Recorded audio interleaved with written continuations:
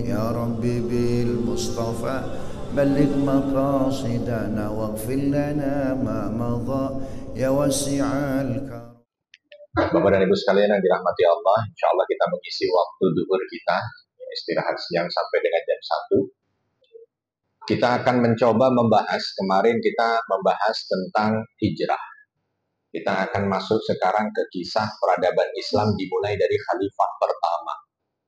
Jadi kita akan membahas tentang khalifah pertama. Nanti kalau ada pertemuan lagi ya kita membahas khalifah kedua.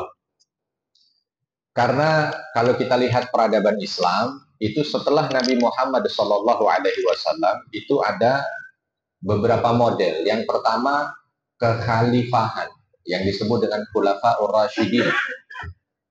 Lalu setelahnya dinasti. Ada dinasti Bani Umayyah, dinasti Bani Abbasiyah, dinasti Utsmaniyah. Sampai dengan kita saat ini. Nah, kekhalifahan itu kurang lebih 30 tahun. Periode kekhalifahan kurang lebih 30 tahun. Abu Bakar As-Siddiq radhiyallahu anhu 2 tahun setengah. Umar bin Khattab radhiyallahu anhu 10 tahun setengah. Utsman ibn Affan radhiyallahu anhu 12 tahun setengah. Ali ibn Abi Thalib 4 tahun 9 bulan, kurang lebih begitu. Kalau dijumlah kurang lebih sekitar 30 tahun.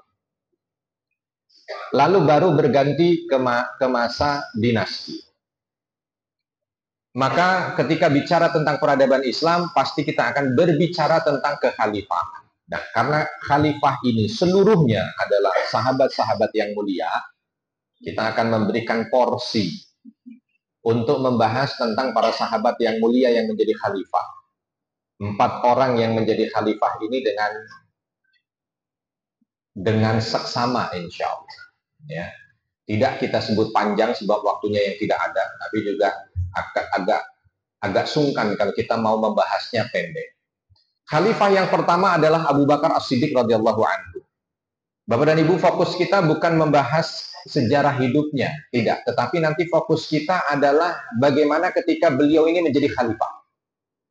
Apa saja yang beliau lakukan di saat beliau menjadi khalifah. Tapi tentu karena ini tadi yang saya sampaikan adalah sahabat-sahabat mulia, tidak ada salahnya sedikit kita bahas tentang siapa beliau.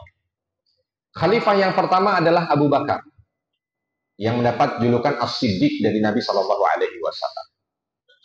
Nama aslinya Abdullah.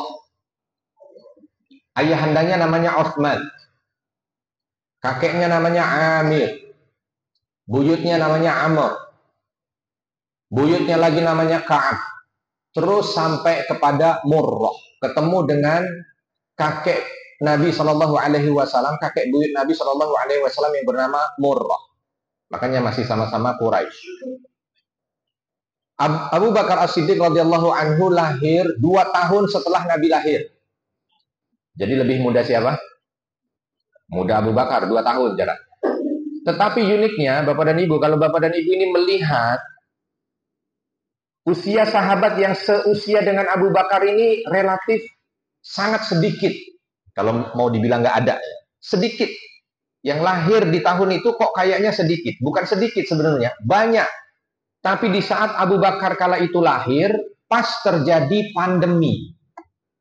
Yang pandemi itu merenggut bayi-bayi yang baru lahir. Jadi ada pandemi itu yang menyerang hanya bayi-bayi. Dan bayi yang baru lahir, usia 1 sampai 3 tahun itu mati semuanya di Mekah kala itu. Abu Bakar ketika lahir kala itu, orang semua sudah mengira ya ini kayak kebanyakan bayi yang ada, pasti meninggal, tinggal nunggu waktu. Tapi ketika dilihat ternyata sebulan 2 bulan, sampai setahun 2 tahun, ternyata ini yang termasuk tidak terkena wabah pandemi. Sehingga hidup. Oleh sebab itu, setelah itu orang-orang memberikan julukan pada Abu Bakar ini dengan sebutan Al-Atiq. Disebutnya Al-Atiq. Dulu terkenalnya Al-Atiq. Dikenal dengan sebutan Al-Atiq. Artinya apa? Yang terbebas. Kenapa disebut yang terbebas? Sebab terbebas dari wabah yang ada. Yang lain pada meninggal, ini nggak meninggal. Sampai ketika Islam hadir, Nabi tidak merubah panggilan Abu Bakar Al-Atiq itu. Tetap dipanggil Al-Atiq. Kata Nabi, kalau dulu engkau disebut Al-Atiq yang terbebas karena terbebas dari pandemi, sekarang aku tetap menyebutmu Al-Atiq karena engkau terbebas dari siksa neraka. Jadi namanya Al-Atiq. Panggilan yang terkenal ketika Abu Bakar ini masih menjalani masa sebelum Islam. Dan itu dilanjutkan, walaupun nanti ketika sudah masuk Islam, lebih terkenal dengan julukannya As-Siddiq dibanding dengan Al-Atiq. Abu Bakar ini terlahir memiliki fisik yang mungkin berlawanan dengan Umar. Kalau Umar itu dari segi fisik besar.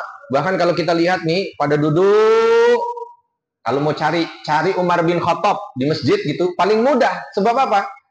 Kelihatan fisiknya paling menonjol. Kalau kayak duduk, beliau seperti berdiri. Jadi begini, ada yang begini, itu Umar. Kalau sama-sama berdiri, beliau seolah seperti naik kuda.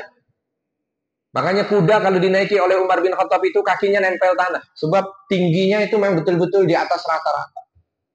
Nah, Abu Bakar As-Siddiq radhiyallahu anhu lawan dari Umar bin Khattab radhiyallahu anhu. Fisiknya kurus. Bahkan kalau lagi pakai pakaian yang dari jenis sarung banyak atau sering melorotnya, saking kurusnya. Ya.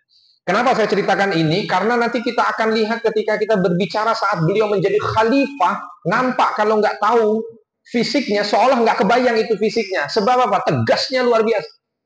Bahkan Umar di saat Abu Bakar menjadi khalifah itu tegasnya aja kalah jauh.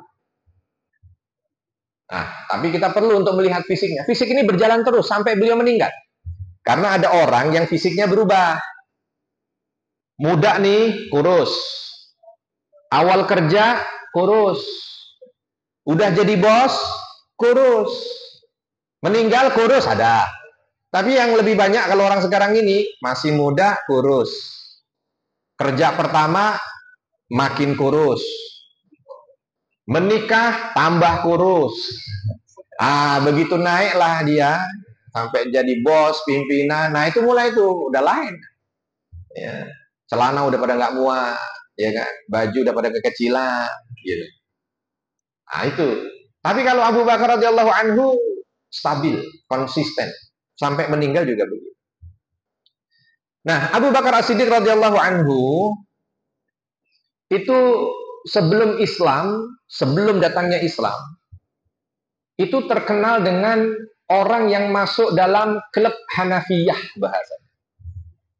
Klub itu kelompok ya, kelompok Hanafiyah, kelompok yang tidak menyembah berhala. Jadi bukan berarti semua orang Quraisy itu semuanya nyembah berhala, Bapak Ibu, enggak. Ada beberapa di antara orang Quraisy itu yang seumur hidupnya sampai nanti dia memeluk Islam belum pernah sujud pada berhala, walau sekali. Jadi di otak beliau-beliau ini nggak masuk bagaimana seorang manusia yang diberi akal nyembah berhala yang dia itu bahkan mengamankan dirinya sendiri, nggak mampu. Jadi nggak masuk di akal. Gimana ada orang nyembah berhala yang kalau kadang-kadang mereka itu dulu orang-orang Quraisy itu ada berhala di dalam Ka'bah. Ini berhala yang digunakan untuk nitipin barang berharga. Jadi mereka kalau punya barang berharga dititipin di berhala itu.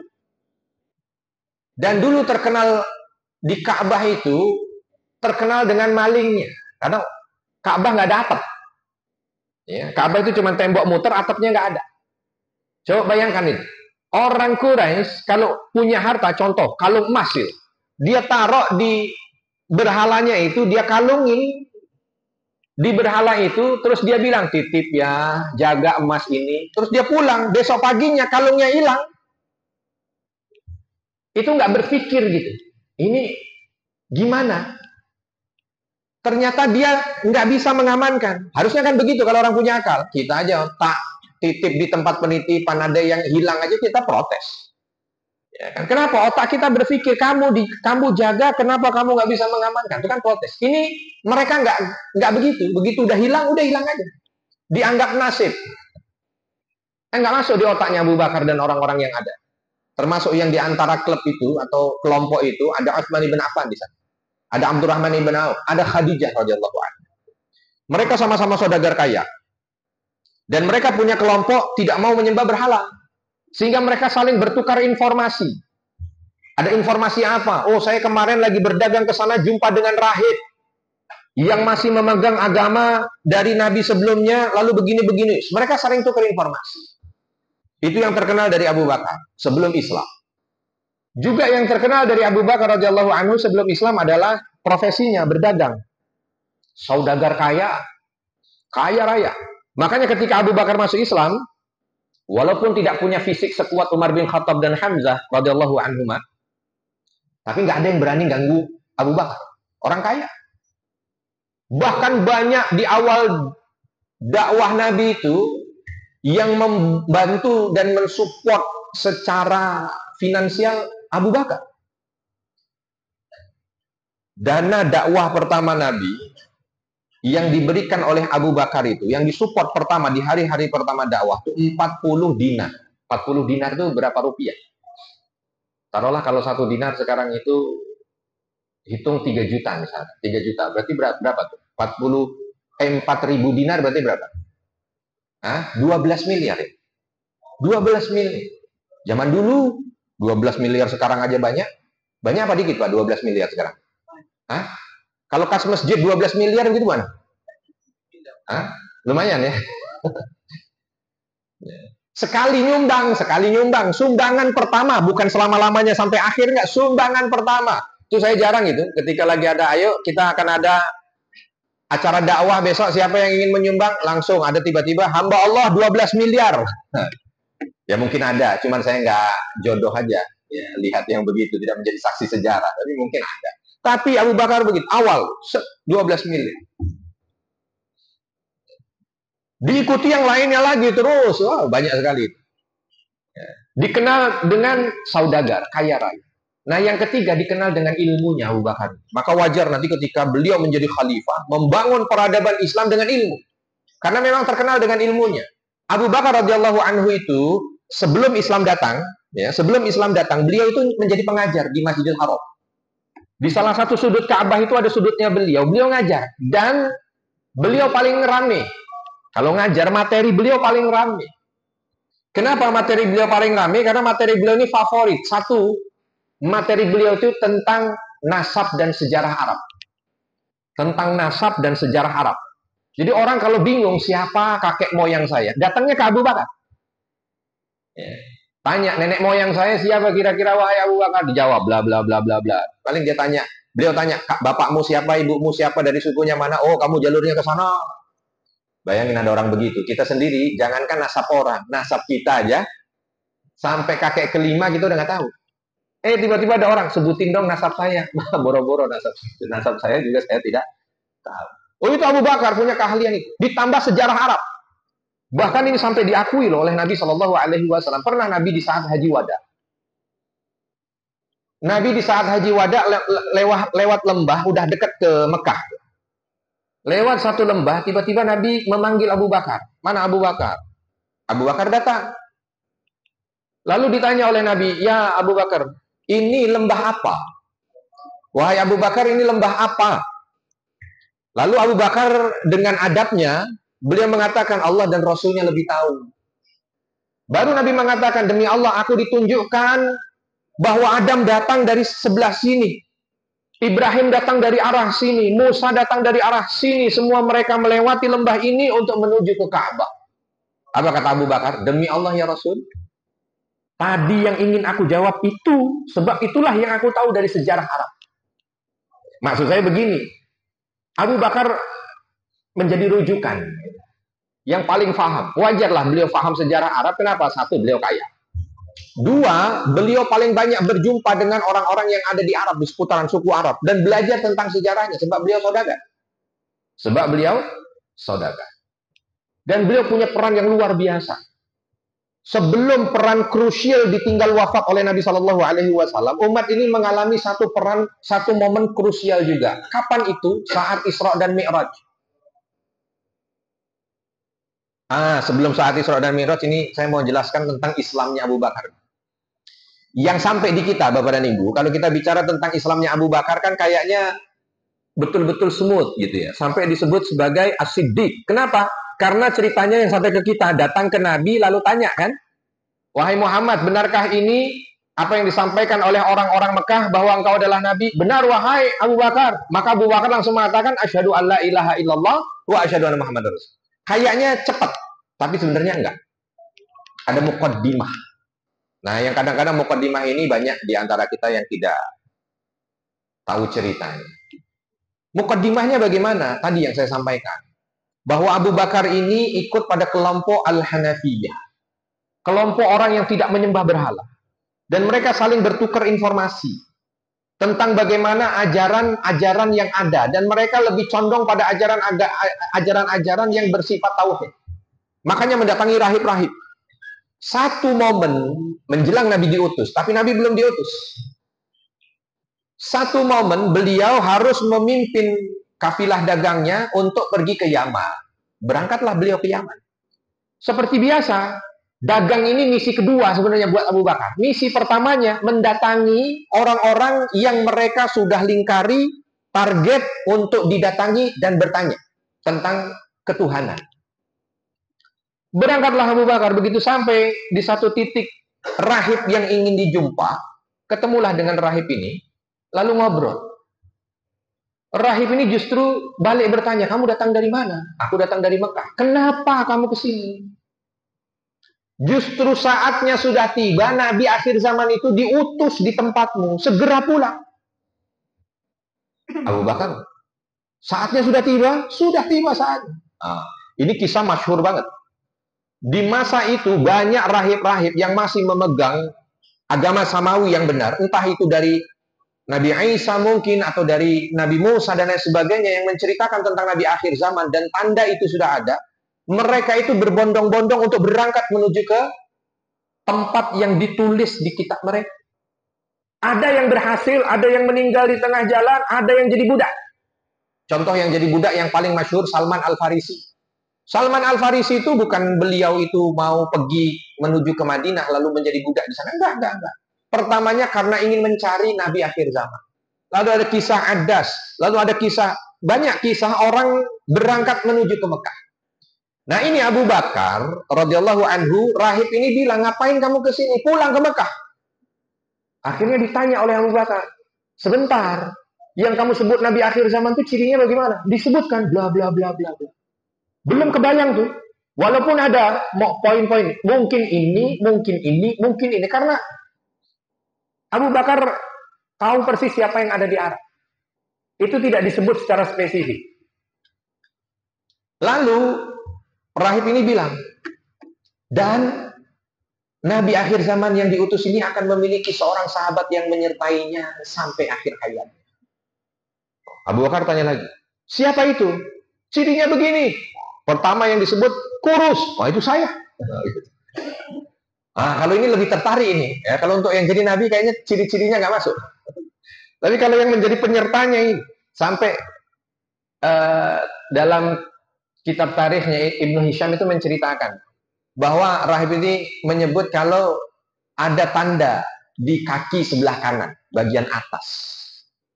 Abu Bakar penasaran karena dia tahu persis itu tanda ada. Begitu ditunjukkan pada rahib ini, aku harap engkau orangnya. Dan kalau engkau orangnya, sabarlah ada di sisi. Wah, langsung Abu Bakar keluar berangkat.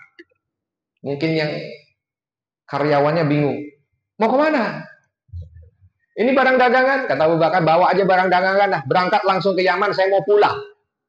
Akhirnya ini barang dagangan dibawa sama karyawannya, Abu Bakar pulang. Sampai di Mekah rame orang cerita bahwa Muhammad mengaku sebagai Nabi. Mendapat wahyu. Datanglah Abu Bakar langsung berjumpa dengan Rasul. Muhammad, benarkah apa yang aku dengar? Bahwa engkau menerima wahyu dari Allah? Benar wahai Abu Bakar.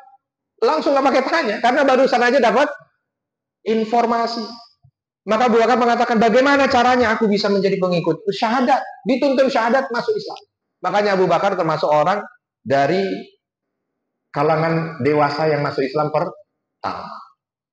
Nggak cuma itu, cerita berikutnya yang masyhur juga, Abu Bakar dari rumah Nabi sampai rumah beliau mengislamkan tidak kurang dari 3 orang. Dari rumah Nabi sampai rumah mengislamkan 3 orang. Kita kira-kira dari pengajian ini sampai rumah berapa yang mau kita islamkan? Abu Bakar. Cuman memang yang diislamkan ini yang satu kelompok. Ketemu Utsman masuk Islam. Ketemu Abdurrahman ibn Auf masuk Islam. Ketemu fulan masuk Islam. Cuman yang satu kelompok. Padahal ya wajar lah, karena rumah Nabi dengan rumahnya Abu Bakar itu jauh. Kalau Bapak Ibu ada yang sudah pernah umroh, rumah Nabi itu yang ditinggali bersama dengan Khadijah radhiyallahu anha itu dekat Bukit Marwah. Jadi tempat ujung sa'i, kan sa'i itu Safa, Marwah. Di Marwah kalau kita keluar, agak keluar sedikit lah, kurang lebih sekitar 300 meter menuju ke arah rumah lahirnya Nabi. Disitulah titik di mana dulu rumahnya Khadijah radhiyallahu anha. Tetanggaan dengan Abu Jahal. Ya. Jadi kalau punya tetangga yang kurang baik, wajar. Nabi juga dulu pernah tetanggaan dengan kurang baik. Rumah Abu Bakar di mana? Rumah Abu Bakar agak jauh. Kalau Bapak Ibu pernah ke Mekah, itu ada hotel di sebelah Zamzam Tower, orang Indonesia nyebutnya. Kalau orang sana nyebutnya Burj Zamzam. Kalau kita nyebutnya Zamzam Tower lah. Burj As-Sa'ah. Kalau orang sana nyebutnya Tower Jam. Kalau kita nyebutnya Tower Zamzam. Itu di sebelahnya ada bangunan hotel tuh. Namanya kalau dulu Hilton. Kalau sekarang namanya Mekah Hotel. Di ujungnya itu ada musola. Sampai sekarang ada musola. Dan dikasih nama musola itu Musola Abu Bakar. Bukan apa-apa. Dulu ada sejarahnya itu. Abu Bakar pernah diboikot oleh orang-orang Quraisy, nggak boleh masuk masjid. Mendekat ke Ka'bah nggak boleh. Sehingga akhirnya apa? Abu Bakar karena tidak bisa mendekat ke Ka'bah untuk sholat, karena orang nggak berani melarang Abu Bakar untuk ketika udah sholat di sana, nggak berani menyiksa, nggak berani. Akhirnya apa? Dilarang aja supaya tidak memberikan pengaruh. Singkat cerita, beliau membuat musola di situ, ya, di dekat rumahnya. Maka sekarang di situ juga ada musola. Musolanya namanya masih disebut Musola Abu Bakar. Rumahnya di sana, jadi agak lumayan jauh. Ya wajar kalau beliau pulang masih sempat untuk memasukkan beberapa orang ke dalam Islam. Itu Islamnya. Ada titik krusial, banyak ceritanya lah. Kalau Abu Bakar memang Masya Allah, kalau mau diceritakan secara detail. Tapi kita akan fokus pada kekhalifahan. Ada momen krusial lagi di saat Isra dan Mi'raj. Nabi setelah Isra dan Mi'raj, malam hari Isra dan Mi'raj, pagi hari sudah sampai di Mekah. Saat matahari terbit itu, lepas subuh, ya, sholat pertama, sholat 5 waktu yang dilakukan oleh Nabi setelah perintah sholat itu adalah subuh. Selesai sholat subuh, beliau itu termenung di pinggir Ka'bah. Kelihatan sedang memikirkan sesuatu. Takdirnya, orang pertama kali yang lihat Abu Jahal. Jadi Abu Jahal yang lihat, ini kayaknya Muhammad lagi banyak pikiran. Ya. Karena wajah orang banyak pikiran dengan tidak banyak pikiran itu kelihatan. Ya, seperti wajah-wajah bapak-bapak ini banyak pikiran. Jadi, Abu Jahal tanya, Muhammad, ada yang kamu pikirkan? Wah, ini kok Abu Jahal yang datang.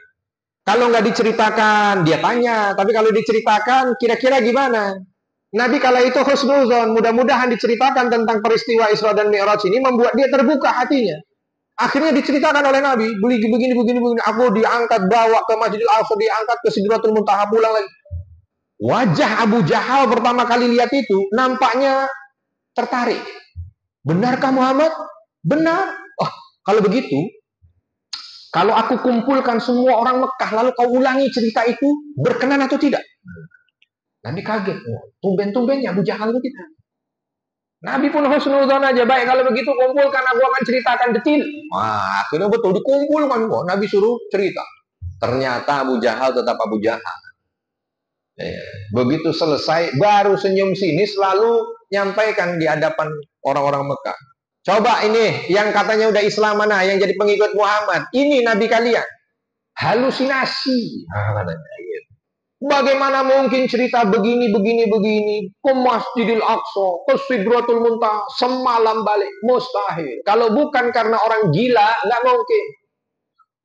Yang Islam nggak berani marah kala itu, karena memang belum dengar cerita itu. Dan ketika pertama kali diceritakan, agak sedikit ragu juga, loh kok begini? Wah, yang kafir udah satu suara, semuanya menghina Nabi. Ditambah lagi Abu Jahal bilang begini, Coba Muhammad, kalau memang betul kamu itu pergi ke Sidratul Muntaha, sekarang nggak usah jauh-jauh, angkat kaki kanan kamu. Diangkat oleh Nabi. Sekarang kaki kirimu, begitu diangkat jatuh, jadi bahan tertawa. Bingung ini kaum muslimin bagaimana harus membelanya. Ada satu orang, kala itu nggak ada, Abu Bakar nggak ada di situ. Satu orang lari mencari Abu Bakar. Jumpalah dia dengan Abu Bakar di belakang rumahnya. Karena memang Abu Bakar ini tipenya, kalau cari rumah selalu di pinggir kota. Nggak mau di tengah kota, selalu di pinggiran. Begitu hijrah ke Madinah juga rumahnya di Sunuh. Sunuh itu daerah perbatasan, daerah luar. Begitu datang tiba, disampaikan, Abu Bakar, ada peristiwa ini, kamu harus datang. Kalau tidak, bahaya, genting. Ditanya oleh Abu Bakar, ada apa? Diceritakan singkat, begini. Dan semua orang yang Islam pun saat ini ragu, apalagi yang kafir, menghina Nabi. Langsung bergegas pergi. Sebelum bergegas pergi, orang ini megang, wahai Abu Bakar, sebentar. Saya sebelum kamu berangkat ke sana, karena saya juga bingung ini, apa benar apa enggak, gimana? Kalau sikap kamu gimana? Abu Bakar dengan tegas langsung bilang, kalau itu yang mengucap adalah Nabi, maka tidak ada kata lain kecuali percaya. Bahkan kalau aku melihat tembok, di situ mataku ngelihatnya warna putih, lalu Nabi mengatakan tidak, Abu Bakar itu hitam, maka aku dustakan mataku dan aku benarkan apa perkataannya. Oh, langsung sahabat ini, oh baik kalau begitu, galak. Sampai di sana lagi rame. Wow. Abu Bakar langsung maju. Cuman Abu Bakar juga tahu, orang pintar bukan orang nggak pintar. Kalau langsung membela Nabi, nanti akan lain, dikira sandiwara. Maka Abu Bakar langsung berada di hadapan Nabi dan bertanya, wahai Rasulullah, apakah benar yang kau ceritakan? Nabi menjawab itu kan, karena saat itu hampir semua yang sudah Islam pun ragu. Maka Nabi mengatakan, benar wahai Abu Bakar, apakah engkau pun ragu? Gitu. Abu Bakar gak jawab. Ya kalau dijawab seperti yang tadi, ini urusan halayaknya beda. Maka Abu Bakar diam menghadap ke hadirin. Coba saya minta dari yang hadir di sini yang sudah pernah ke Masjidil Aqsa, maju ke depan.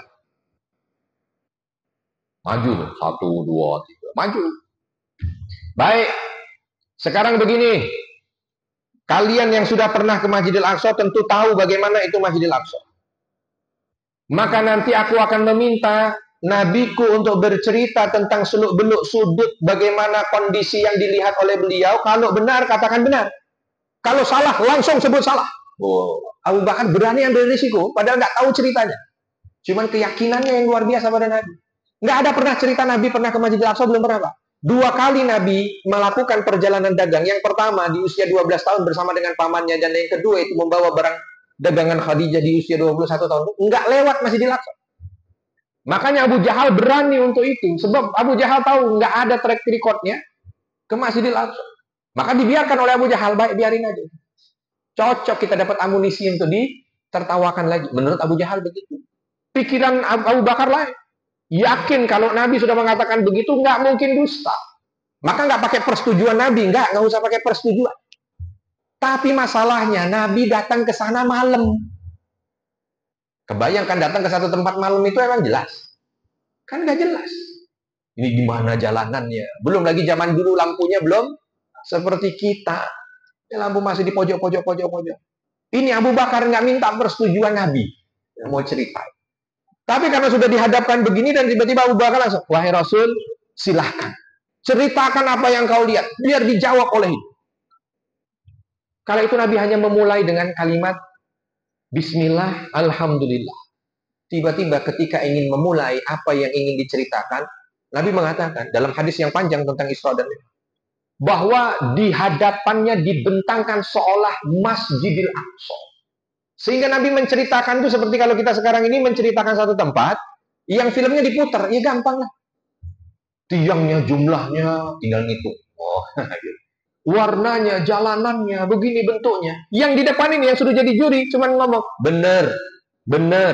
Nggak ada salahnya. Abu Jahal langsung, waduh, wah salah ini, mempersilahkan.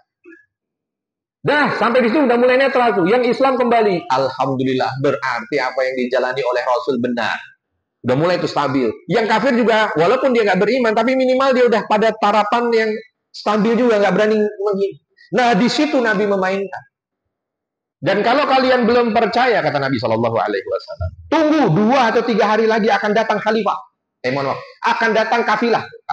Akan datang kafilah dagang masuk ke Mekah.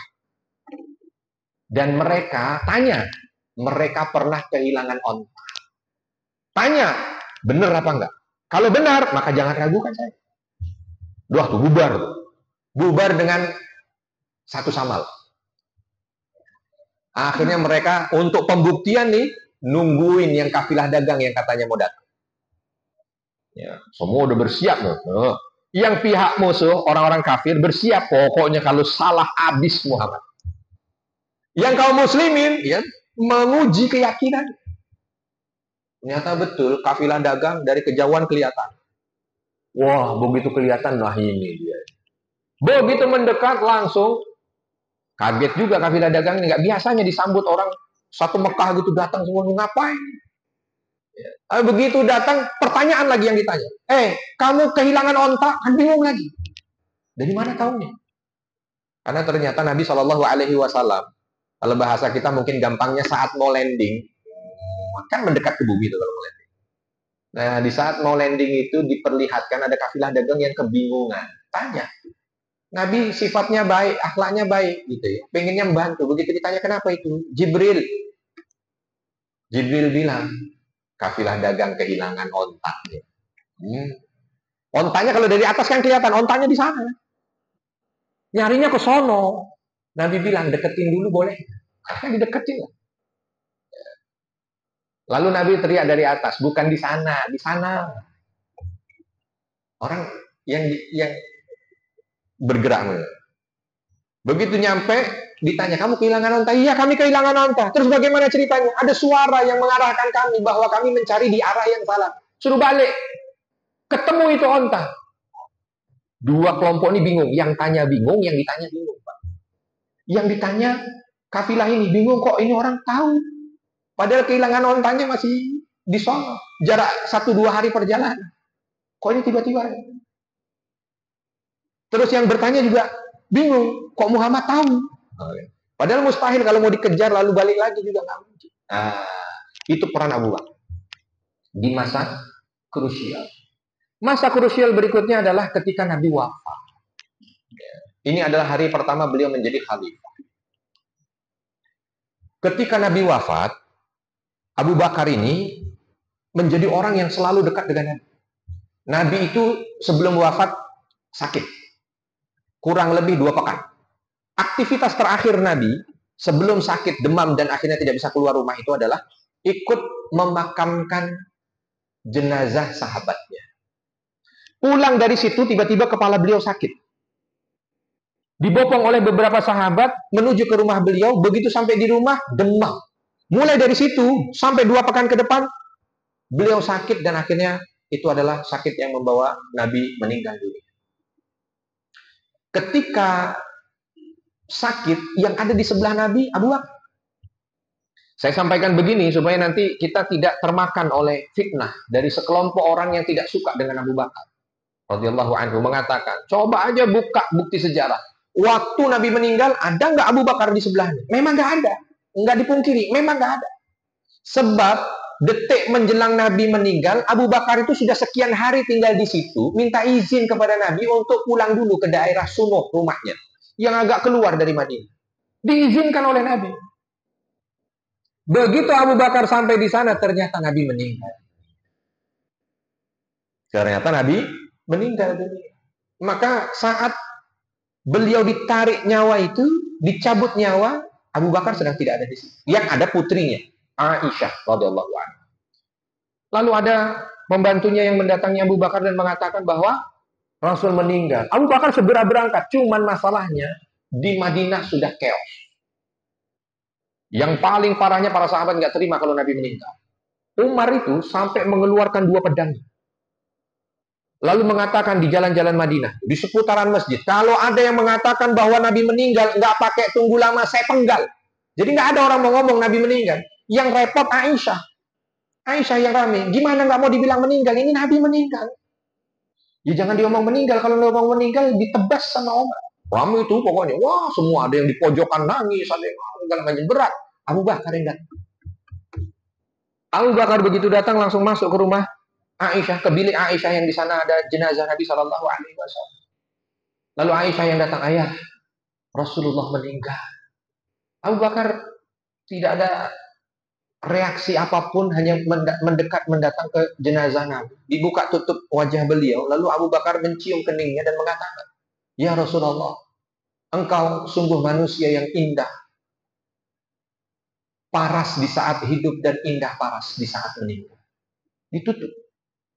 Keluar. Orang lagi pada rame semuanya. Keluar. Nah, Abu Bakar langsung naik ke mimbar. Lalu menyampaikan khutbahnya. Setelah salam, setelah tahmid, setelah salawat, lalu mengatakan, man kana ya'budu Muhammadan, barang siapa yang dia itu selama ini menyembah Muhammad, maka Muhammad telah wafat. Tapi barang siapa yang menyembah Allah, maka Allah hayyun la yamut, hidup selamanya dan tidak akan pernah mati. Lalu dibacakan beberapa ayat wa ma kana Muhammadun illa rasul qad khalat min qablihi rusul, dan beberapa ayat-ayat setelahnya yang bercerita tentang Nabi. Umar bin Khattab kala itu langsung jatuh pedangnya. Lalu datang ke tempat Abu Bakar, Abu Bakar, yang kau baca itu ayat Al-Quran. Abu Bakar hanya mengatakan, iya, demi Allah seolah ini baru aku dengar. Bukan apa-apa, bukan Abu Umar nggak pernah dengar, cuman kondisi yang berat itu membuat seolah itu ayat terlupa. Sehingga semuanya jadi, dah selesai itu pengurusan segala macam, mau dimakamkan di mana, Abu Bakar jadi kunci lagi. Ribut, ada yang makamkan di sini, kata Abu Bakar, enggak, Nabi sudah berwasiat bahwa para nabi dimakamkan di tempat beliau tinggal, di tempat beliau meninggal. Wafat di mana, dimakamkan di sini. Lagi sibuk begini, tiba-tiba datang. Datang siapa? Abu Ubaidah bin Jarrah. Pertama ngomongnya sama Umar dulu. Umar, sahabat-sahabat kita Ansor lagi kumpul di Sakifah Bani Sa'idah. Umar kaget, ngapain mereka kumpul? Mereka kumpul sudah menentukan pemimpin pengganti Nabi. Waduh, jangan begitu. Ayo kita segera ke sana. Kata Abu Ubaidah, jangan kita. Kalau kita ke sana, itu kondisi memanas. Kalau salah dalam tindakan, bahaya. Padahal yang ngomong Abu Ubaidah. Abu Ubaidah ini adalah sahabat yang terkenal sebagai juru runding jitu. Sekrodit apapun masalah, sepanas apapun kondisi cuaca politik, itu bisa dinetralisir dengan Abu Ubaidah. Itu pun angkat tangan. Jangan. Lebih baik kita nggak ke sana. Nah terus bagaimana kalau nanti dipilih repot lagi? Tapi kita nggak mampu. Abu Bakar datang. Ada apa? Diceritakanlah. Abu Bakar yang langsung nggak pakai ngomong berangkat, diikuti oleh yang lain. Nggak berani ditahan oleh Abu Ubaidah, berangkat. Begitu kelihatan di Sakifah Bani Sa'idah. Sakifah Bani Sa'idah itu kalau Bapak Ibu ke Madinah, itu di dekat pojokan hotel. Sekarang apa tuh nama hotelnya? Movenpick ya. Di sebelah Movenpick itu, di sebelah baratnya itu ada Sakifah Bani Sa'idah. Itu sampai sekarang nggak diapa-apakan, dijadikan seolah sebuah monumen oleh kerajaan Saudi ya. Datang ke sana lumayan jauh kan, bayangkan dari rumah Nabi sampai ke situ, ya lumayan lah jalannya kalau waktu itu. Dari kejauhan sudah kelihatan karena memang datang. Begitu kelihatan Abu Bakar datang, Umar datang, Abu Ubaidah datang, itu orang-orang Ansor kala itu, sahabat Ansor langsung pada teriak. Ketahuilah bahwa kita sudah setuju untuk memilih, udah mau dibaiat gitu ya. Kalau dari baiat itu udah nggak bisa mundur tuh. Abu Bakar dari jauh yang mendengar begitu dan tahu bahwa tujuannya adalah untuk seolah dideklarasikan. Abu Bakar hanya mengatakan sabar, sebentar, sambil teriak. Padahal fisiknya yang tadi saya cerita, sebentar. Disebutlah nama sahabat itu yang sudah ditunjuk. Lalu ada lagi ditunjuk calon berikut. Datang Abu Bakar masuk di semua seolah. Memang kala itu ada provokasi yang tidak baik. Tapi intinya kala itu semua orang-orang Ansor, sahabat Ansor sudah siap itu. Kalaupun tidak diterima, ya sudah apa yang maunya. Pokoknya Ansor harus jadi penerus Nabi. Abu Bakar datang ke sana, diulang lagi itu. Juru bicara Ansor menyampaikan bagaimana kami ini adalah orang yang menerima Nabi, orang yang selalu bersama dengan Nabi, orang-orang. Maka kami yang berhak.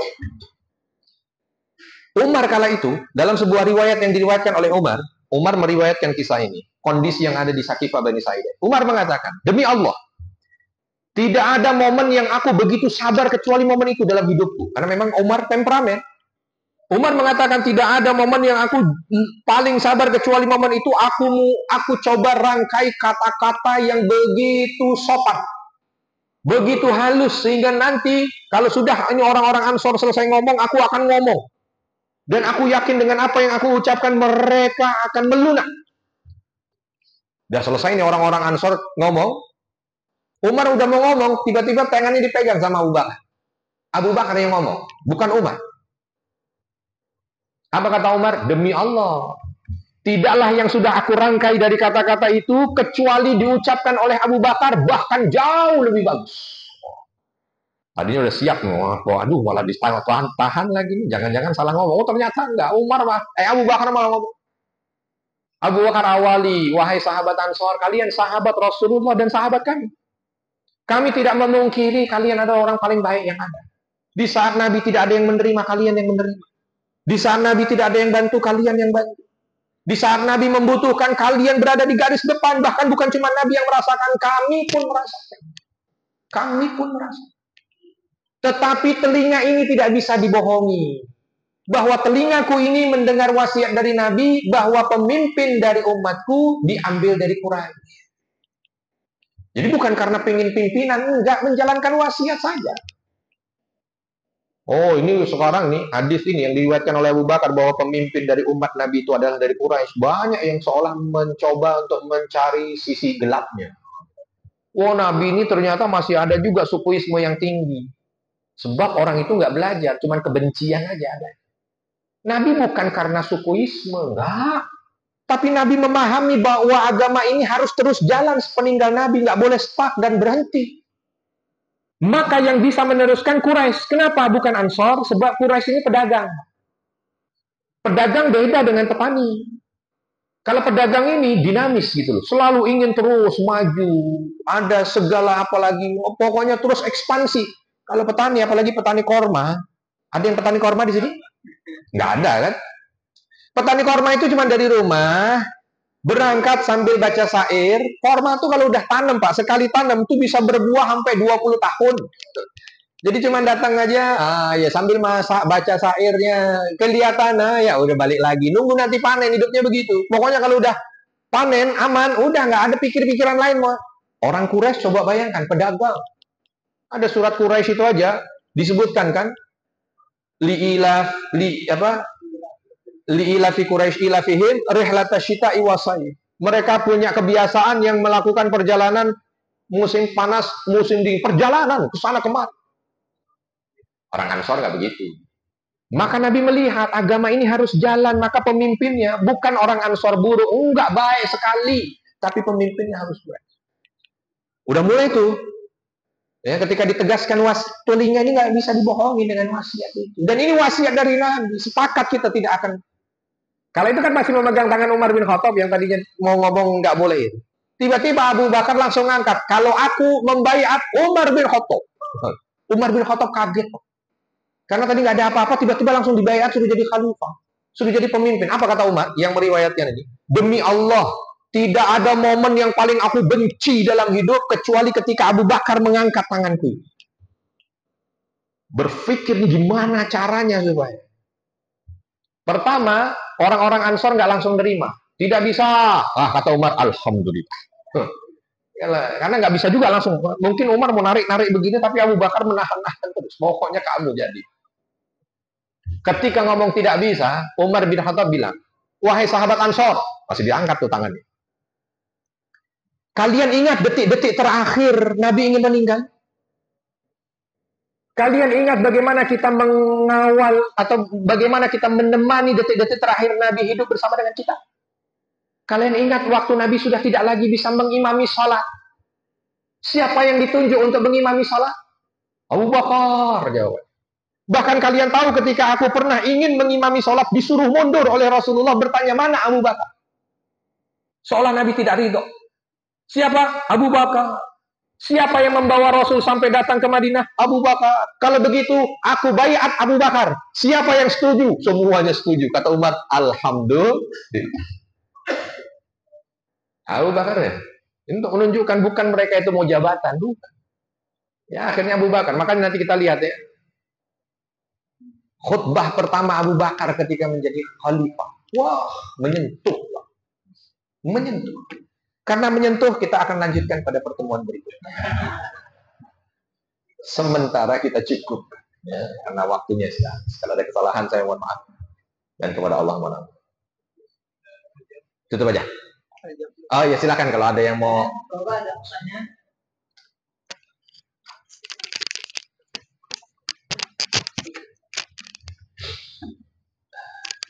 Assalamualaikum warahmatullahi wabarakatuh. Waalaikumsalam warahmatullahi wabarakatuh.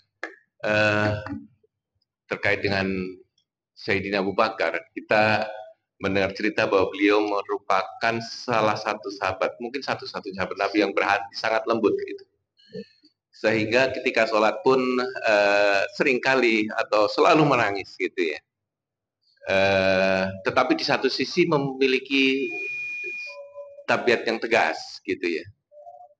Ada dua hal yang barangkali mungkin orang memahaminya secara kontradiktif. Ya. Di satu sisi lembut, tetapi di satu sisi tegas. Nah, satu kelembutan itu apakah memang ada yang bisa memupuknya sehingga seseorang bisa bersikap lembut seperti itu, sehingga ketika membaca ayat Quran itu tidak pasti beliau menangis. Tetapi di satu sisi juga ada sifat ketegasan gitu ya. Dua hal yang menyatu antara katakanlah kalau orang Cina mungkin yin dan yang apa-apa gitu. Bagaimana bisa menghasilkan hal-hal demikian? Terima kasih. Assalamualaikum warahmatullahi wabarakatuh. Waalaikumsalam warahmatullahi wabarakatuh. Yang pertama tentu kita yakin bahwa itu adalah didikan wahyu. Karena kalau kita lihat apa yang ada pada para sahabat ini memang nampak bukan biasa. Semuanya luar biasa. Bahkan contoh misalkan ada seorang sahabat namanya Khalid bin Walid. Nanti ketika beliau ini masuk Islam berubah drastis. Sebelum Islam tuh jiwa persaingannya luar biasa. Rela mati untuk bisa mendapatkan jabatan. Pokoknya nggak bisa, semuanya harus, kalau memang harus dilawan, yang penting saya pemimpin di tempat ini. Itu Khalid. Masuk Islam terakhir. Maksudnya terakhir itu hanya sisa waktu hanya 2 tahun bersama dengan Nabi meninggal dunia. Karena sebelumnya musuh Nabi. Yang luar biasa, ada peperangan Yarmuk yang beliau itu oleh Abu Bakar diangkat menjadi pemimpin. Ketika Abu Bakar meninggal dan beliau masih berada di medan perang, diganti oleh Umar bin Khattab dengan orang lain. Itu kalau Khalid masih belum Islam, lain cerita itu, membelot. Ini enggak, begitu tahu, siap laksanakan. Besok jadi prajurit biasa, enggak ada masalah. Ini 1, 2 yang lain, 3 yang lain. Artinya, didikan wahyu, Pak. Memang para sahabat. Umar bin Khattab, kita tahunya tegas luar biasa. Besok kalau kita cerita tentang beliau di saat menjadi khalifah, itu jadi orang paling lembut sedunia. Sampai kalau baca ceritanya, kalau ditutup itu nama, enggak yakin kalau itu Umar bin Khattab. Karena ketika Umar bin Khattab itu menjadi khalifah, ada bekas nangis Pak di sini. Jadi berubah. Yang sebelum menjadi khalifah itu, wah nggak bisa tahan. Waktu Hudaybiyah itu, saking beraninya itu, ada orang namanya Abu Jandal. Ketika datang menemui Nabi, Nabi, aku sudah berhasil untuk melarikan diri. Bawa aku ke Madinah. Ternyata perjanjian Hudaybiyah sudah ditandatangani. Harus dipulangkan. Nah, yang meminta pulang itu bapaknya, Umar bin Khattab yang datang. Abu Jandal, kamu udah Islam? Udah. Kamu nggak boleh ikut? Nggak boleh. Perjanjian Hudaybiyah udah ditandatangani. Ambil aja pedang ini saya udah keluarin, kamu tebas leher orang itu. Walau itu bapakmu, tapi dia kafir. Dahsyat. Abu Umar bin Khattab. Begitu menjadi khalifah, ya Allah, lembutnya luar biasa. Bahkan pernah mengangkat hukuman potong tangan. Nggak boleh ini hukum potong tangan, nggak boleh. Sebab kondisinya sedang tidak memungkinkan. Lagi paceklik, umat kita lagi susah. Apa rakyat kita lagi susah. Jadi, yang tadi semuanya serba kontradiktif, yin dan yang bukan hanya terjadi pada Abu Bakar. Tapi pada semua sahabat. Karena ini dididik dengan wahyu. Sehingga mereka mampu betul-betul jadi orang yang adil. Mampu menempatkan sesuatu pada posisi. Di saat lagi diminta tegas-tegas luar biasa. Walau mungkin secara fisik tidak nampak, mampu tegas. Tapi ketika diminta lembut luar biasa. Walaupun nampak ketika lihat fisik, mustahil lembut. Tapi itu yang terjadi. Nanti kalau membahas Bapak Ibu belajar tentang hari pertama Umar bin Khattab menjadi khalifah, petisi dari rakyat Madinah kala itu yang pertama kali masuk adalah mempertanyakan bagaimana sifat emosinya Umar bin Khattab. Mereka ragukan tuh, bikin petisi, kami ragu kalau Anda menjadi khalifah, Anda akan emosi. Oh, gitu. Dijawab oleh Umar. Dan ternyata bukan hanya dijawab di hari pertama beliau menjadi khalifah, dengan segala perilakunya dijawab. Begitu Pak, kurang lebih. Jadi alasannya apa? Wahyu. Nah, kalau kita mau melihat bagaimana kita supaya bisa lebih dekat dengan wahyu. Bacalah Al-Quran. Karena wahyu itu kan Al-Quran. Itu dengan sendirinya akan melatih. Terus. Jangan kalah sama orang yang melafadzkan mantra-mantra yang dia tidak tahu apa artinya. Tujuannya cuma supaya bisa dia itu punya ilmu pelet. Supaya dia punya ilmu kebal. Supaya dia... Itu kadang-kadang ada kan orang yang mantra begitu kan. Ya, jampe-jampe dia nggak jelas tuh ngomong apa. Babu-babu. Ngapain kamu begitu? Ini kalau 1000 kali diucap sehari, kebel badan. Kalau 1000 kali diucap sekali, ngelihat cewek kedip, dia langsung datang. Itu yang maksiat aja dia.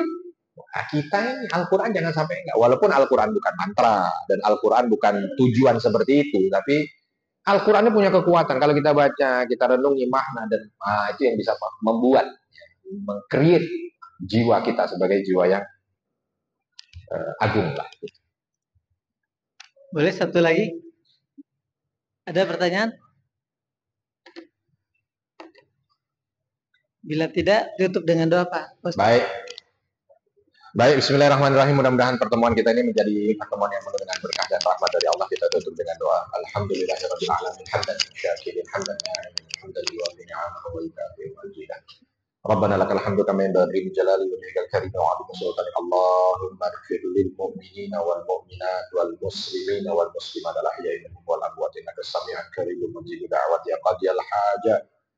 Rabbana zalamna anfusana wa illam taghfir lana wa tarhamna lanakunanna minal khasirin. Allahumma inna nas'aluka al-huda wa tuqa wal 'afafa wal ghina. Allahumma a'inna 'ala dzikrika wa syukrika wa husni ibadatik.